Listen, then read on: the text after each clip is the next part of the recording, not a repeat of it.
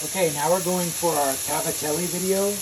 There's several different steps to preparing the final sauce of the Cavatelli, so we're going to go through those steps. The first step is taking your loose pork sausage that I provided you with the recipe for. And as it says in the recipe card, you have to render the sausage down, so that's what I'm doing here. Just over low heat, just kind of rendering it down, getting all the extra fat out of it, and cooking it pretty much all the way through. When this is done rendering, you're basically going to want large chunks of sausage, a little bit smaller than these. So I'm going to continue to break these down with my spoon, and you'll see how it looks when I'm done. Okay, this is about the size you want the chunks of sausage. Kind of bite size. You don't want them too big. You don't want them too small. Well, at the end, they'll be about the same size as the pasta. Next, with the process for the Cavatelli, we're going to braise down our broccoli rapini. So we have our onions, garlic, dried chili, the stems of the broccoli rapini, and the florets. So we're going to start in the same pan that we've already taken the sausage out, a little bit of olive oil. And then we're going to go ahead and put in our onions and our garlic.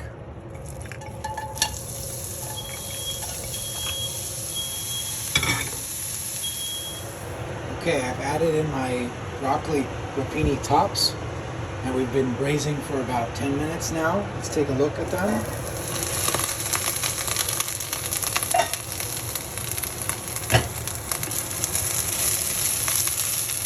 Okay, looking good. Basically want them to cook fully through, and for the stems to be nice and soft. That's why you added the stems beforehand.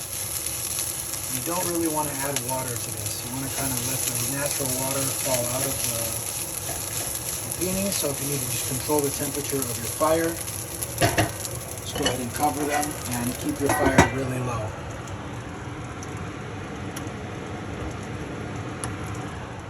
Okay, I finished braising my rapini. Now I'm going to take on a cutting board and just lightly chop it. Again, this is a very rustic dish, so you don't want it finely minced. You just want it kind of light, so you don't have any large pieces of broccoli rapini. So just about there, kind of a nice uniform rough cut. Okay, time to finish the pasta. We've got the Cavatelli cooking in our pot. We've got the saute pan heating up. As I said in your recipe, you add back in the sausage and the rapini.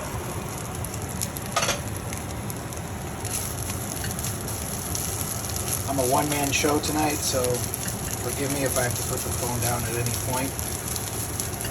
So basically you start rendering that back down, just heat it just to get it hot again. Obviously this is not a portion for one, I'm making this portion for a few, but this is good for you to see in case you get an order for more than one, that you can finish at the same time, therefore doubling up your productivity and your output. So this, I would say, is for about 3 portions of your Cavatelli.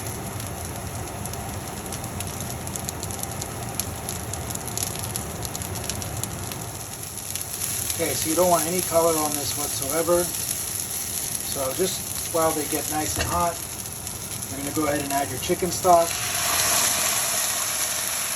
your butter, and at this point you put in your black truffle. I'm at home and I didn't get fancy, so I don't have black truffle, but this is the point where you would spoon in a little bit of your canned black truffle. Okay, this is where our sauce is looking at right now. Go ahead and mix the butter into the sauce. Should be slightly thick, got a little bit of chicken stock base. And you're just going to have that simmering on the side of your pasta boiler, ready to take in the pasta.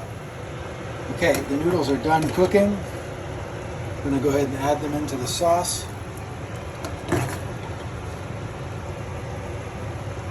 Remember, like I said, it's about 3 portions. Each one of these scoops is roughly a portion.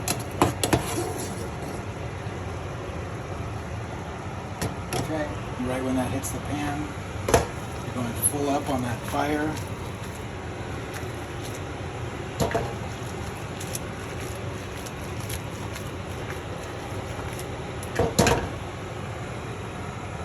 Let the pasta and the sauce cook together for about 1 minute, 30 seconds to 1 minute.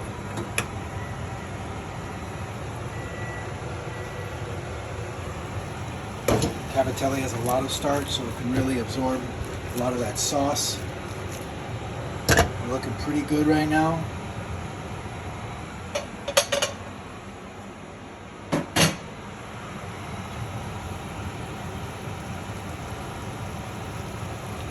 Okay, at this point, we're going to go ahead and remove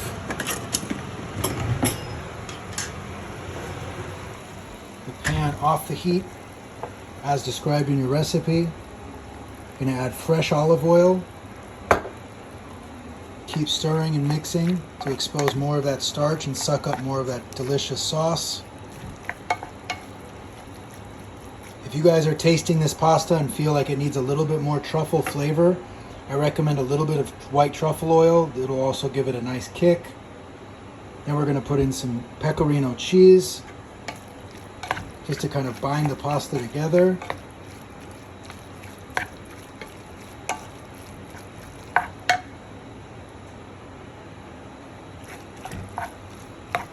Okay, once you feel like you have kind of a cohesive, tight pasta, but not too tight, you go ahead and you go right to the plate. You get a nice little bowl.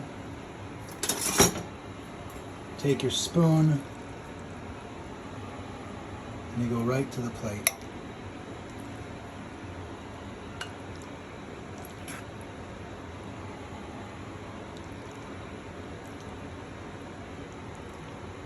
Okay, and then over the top, a little bit more pecorino romano. Delicious.